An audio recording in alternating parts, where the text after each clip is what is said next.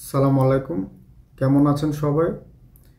অনেকে জানতে চান সৌদি আরবে আলমারাই কোম্পানি কেমন কিংবা আলমারাই কোম্পানির কাজ কি। আর এই বিষয়ে আমাকে একজন কমেন্ট করেছে, তাই আমি তার উদ্দেশ্যে এবং এই বিষয়টি যাতে সবাই জানতে পারে আমি আপনাদের জন্য একটি ভিডিও বানানোর চেষ্টা করলাম। আশা করি আপনারা এই ভিডিওটি দেখলে আলমারাই কোম্পানি সম্বন্ধে আপনাদের সব কিছু জানা হবে আর আপনাদের কোনো প্রশ্ন থাকবে না। তো চলুন শুরু করা যাক। আলমারাই কোম্পানি হচ্ছে সৌদি আরবের মধ্যে অনেক বড় একটি কোম্পানি। এখানে হচ্ছে যে সব ধরনের কাজ আছে। আলমারাই কোম্পানিতে আসলে বিভিন্ন পোস্ট কিংবা বিভিন্ন ডিপার্টমেন্ট এরকম ভাগ ভাগ করা আছে যে আপনি যে কাজে আসবেন আপনাকে ওই কাজই করতে হবে। এখন আলমারাই কোম্পানিতে আসলে আমাদের বাংলাদেশ থেকে যেটা হয় যে জেনারেল লেবার যেটাকে বলা হয়, যে মানে শ্রমিক, সাধারণ শ্রমিক যেটাকে বলা হয়, ওই বিষয়ে আমাদের বাংলাদেশ থেকে বেশি লোক নিয়ে আসা হয়। তো আমি সুপারভাইজার কিংবা বড় কোনো পোস্টের কোনো বিষয়ে আমি কথা বলবো না। আমি শুধু আমার ভিডিওতে জেনারেল যে ভিসা কিংবা জেনারেল লেবার যে ভিসা আমি ওই সম্পর্কে আপনাদেরকে বিস্তারিত বলবো। তো আপনারা যারা সৌদি আরবে আলমারাই কোম্পানিতে আসতে চান জেনারেল বিষয়, তারা হচ্ছে যে দেখেন আলমারাই কোম্পানিতে যদি আসেন আপনাদের অপশন হচ্ছে দুইটা। আপনাকে দুই ক্যাটাগরির কাজ করতে হবে, যে কোনো দুইটা থেকে আপনাকে একটা কাজে দিতে পারে। একটা হচ্ছে মার্চেন্টাইজ আর একটা হচ্ছে ফ্যাক্টরি। এখন আপনি যদি ফ্যাক্টরিতে আপনাকে কাজ দেয় তাহলে ফ্যাক্টরি কাজ আসলে এতটাই কঠিন, তারপর হচ্ছে এটা অনেক রিস্কের একটা কাজ। এটা আসলে আমি আপনাদেরকে বলবো, যদি কেউ কাউকে ফ্যাক্টরির কোনো কাজের কথা বলে তাহলে আপনারা দয়া করে আসবেন না, কারণ এই কাজটা অনেক রিস্ক। এটা আসলে সবার পক্ষে করা সম্ভব না। আর মার্চেন্ডাইজ এটা হচ্ছে যে আসলে বিভিন্ন সাইট কিংবা বিভিন্ন স্টোর আপনাকে দিবে, ওইখানে হচ্ছে আপনার বিভিন্ন প্রোডাক্টের ডেট চেক করবেন কিংবা বিভিন্নভাবে মানে এটা করবেন, আপনি গাইড করে রাখবেন, ওইটাই আপনার কাজ। তো এই কাজটা মোটামুটি করা যায়, এটা এত কঠিন কিংবা হার্ড কোনো কাজ না, এটা করা যায়।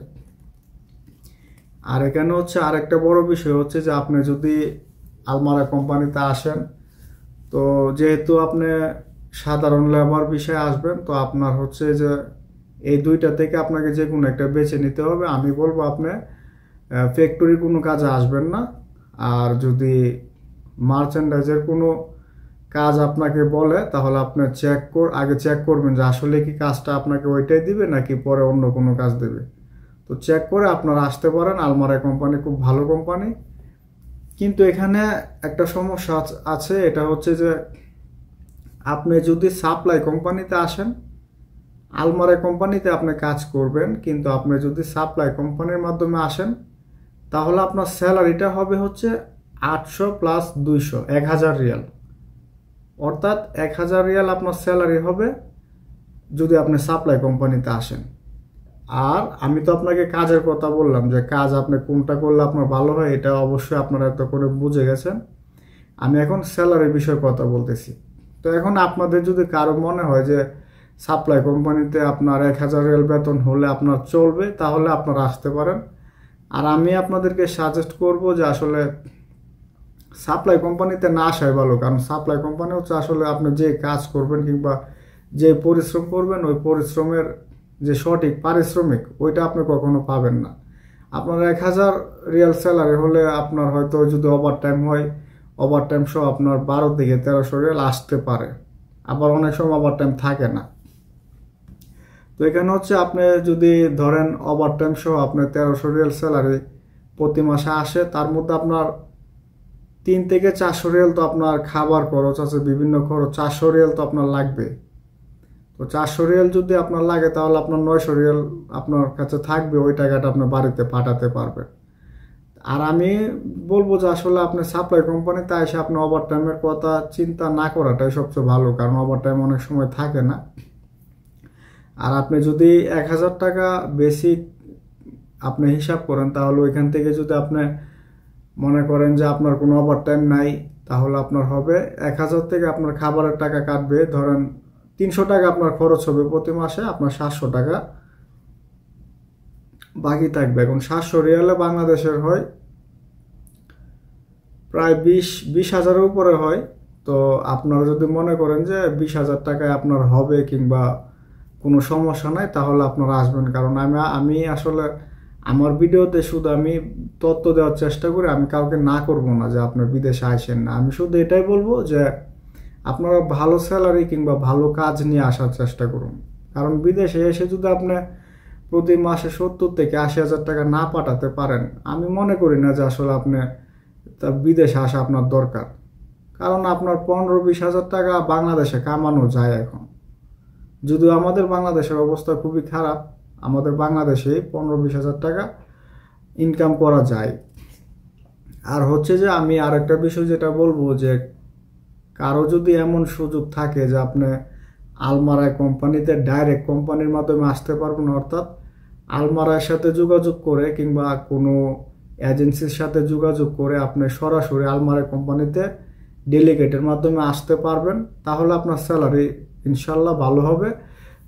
2,000 উপরে হবে, 2500 কিংবা তার কমও হতে পারে, কিন্তু 2,000 উপরে হবে।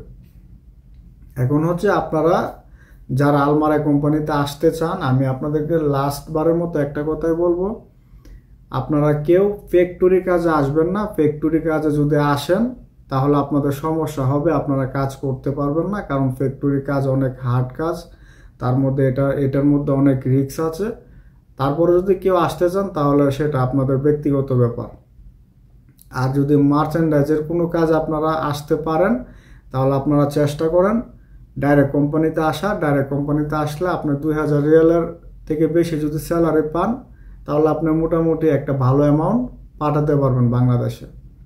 আর সাপ্লাই কোম্পানিতে আসলে আপনার কি হবে, আমি তো আপনাকে বললাম যে আপনার স্যালারি এতটুকুই থাকবে।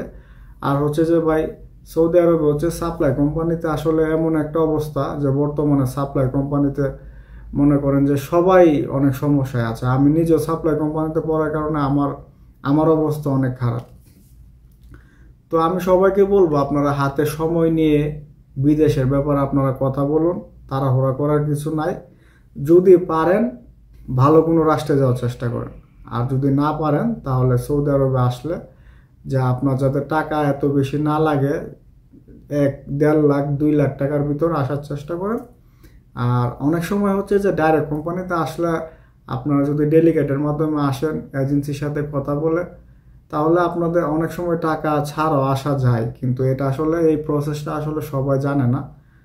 তো আপনারা চেষ্টা করবেন যে ভালো একটা কাজে আসার কিংবা ভালো একটা ভিসা নিয়ে আসার। সবাইকে ধন্যবাদ।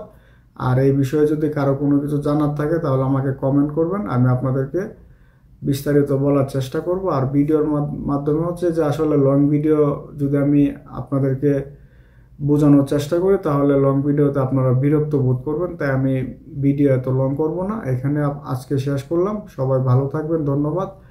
আর আমার চ্যানেলটিকে সবাই সাবস্ক্রাইব করে দিবেন, ধন্যবাদ।